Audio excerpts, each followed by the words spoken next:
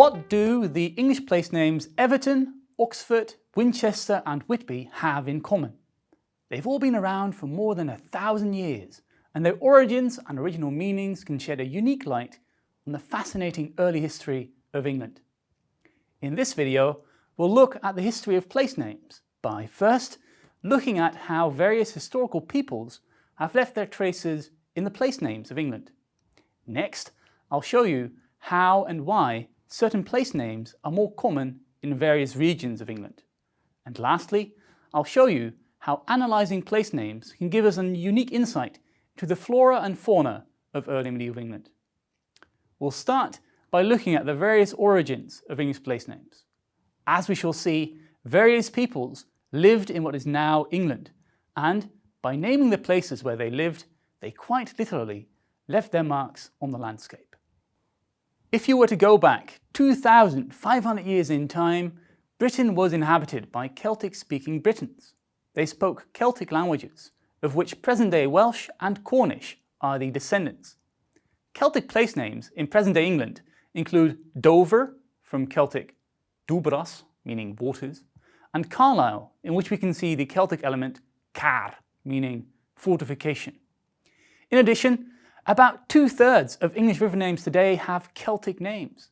These include the rivers Avon, Trent, Tyne and Thames. And all of these names mean something like water or river. In the 1st century AD, Britain was conquered by the Romans, and their influence too can be found in English place names today. Place names with an element like Chester or Castor, for instance, ultimately derive from Roman army camps, denoted by the Latin word castra. In other words, Winchester, Lancaster, Leicester and Chester all show traces of Roman occupation of what is now England. The Latin word for harbour, portus, can be seen in Portsmouth. The Latin word vicus for settlement is found at the end of the places Norwich and Sandwich.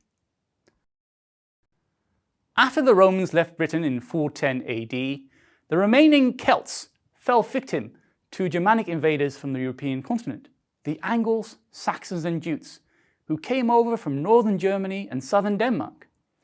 These Anglo-Saxons, as they're generally referred to, bring Old English to England, and it is to them that we owe place names that contain such elements as Ham, meaning home, as in Fulham, West Ham and Birmingham, Tun, meaning town, as in Skipton, Ford, meaning crossing in a river, as in Oxford, Burna, meaning stream, as in Bournemouth and Blackburn, and Burg, meaning fortification, which you can find at the end of Canterbury, in Bury St Edmunds, and simply Bury.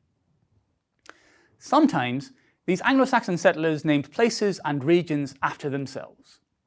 We can find the Angles in East Anglia and ultimately in England. The Saxons gave their name to Sussex, Essex, Wessex and Middlesex. That is, the Saxons in the south, the Saxons in the east, the Saxons in the west and the Saxons in the middle. Apparently, there were no Saxons in the north. A common pun is that the northern Saxons only lasted for one generation, since they were very chaste and therefore they had no sex. The Jutes do not seem to have lent their names to a place that is still in use today, but other Anglo-Saxon people did. The Old English form Ingus means something like the descendants of, the followers of, or the people of. And so Reading used to be the place where the people of Rada lived. And in Hastings lived the descendants or followers of a man called Hasta. Another group to make a major contribution to English place names were the Vikings, who not only raided and plundered, but also settled in England and founded villages and towns which they gave Scandinavian names. Place names ending in B, for instance, like Whitby and Derby, derive from the Old Norse word for settlement. Another typical Scandinavian place name in England ends in Thorpe, village, as in Scunthorpe.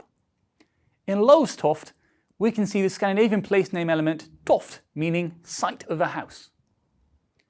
In other words, when we look at the names on a map, we actually see traces of the fascinating early history of Britain and England, drawn by Celts, Romans, Angles, Saxons and Vikings.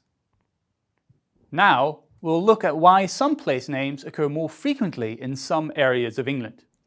As we'll find out, knowing a bit more about early medieval history helps explain some of the regional variation of place names.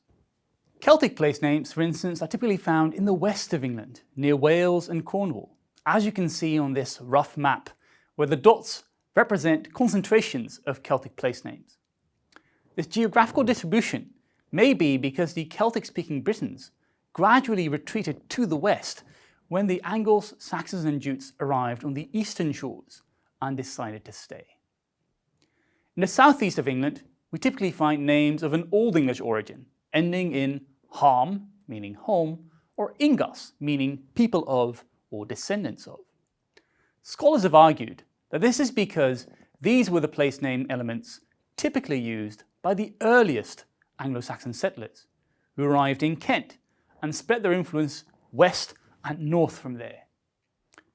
Further west and to the north of England, we more often find the Old English place element tún, the origin of present-day town, which scholars have assumed must reflect later settlement patterns. Scandinavian place names are typically found in this area to the north and the east of England. This is not surprising, since this area is known as the Danelaw area, which had been assigned to the Scandinavian invaders as part of a peace treaty with the English king Alfred the Great, following a decisive battle in the year 878. It is for that reason that place names ending in B or Thorpe tend to be in the northeast of England. To sum up the regional variation discussed here, different regions of England have different kind of place names because each were inhabited by different people and each had their own history. But of course, place names didn't only depend on who inhabited a place at some time or other. Often, place names were named after the surroundings in which the early settlers found themselves. In the last part of this video, I'll demonstrate how place names allow us to identify some of the flora and fauna that was around in early medieval England. One of the Old English place name elements that the Angles, Saxons and Jutes brought to England was the word leach, meaning field or clearing in a forest. Today, this element survives at the end of place names like Ashley, Stanley, Crawley, Shipley and Sugley. These then must all have been fields or clearings in a forest. The first element in these place names gives us another defining feature of that field. Ashley was probably surrounded by ash trees. There were stones in Stanley, crows near Crawley, sheep near Shipley, and in Sugley you can see the Old English word for sow, female pig, sugu. If you look carefully, you can recognise the Old English words for animals in various place names, giving you an idea of what the earliest settlers saw near these locations. In Everton, you can see the Old English word eavor, meaning bull. Brockholes is named after the holes made by a brock, the Old English word for badger. You can see the Old English word bucca, goat, in Buckingham, and Swinburne must have been a stream with some pigs, swine, nearby. And with that, we come to the end of this video. Place names are fascinating. They reflect the rich cultural and linguistic history of what we now call England. England's history, as well as the place names on its map, was formed and shaped by various migrations and interactions with different peoples and cultures. These people looked around them and named what they saw: trees, clearings, river crossings, and animals. And if we study their language and history, we can see those things too.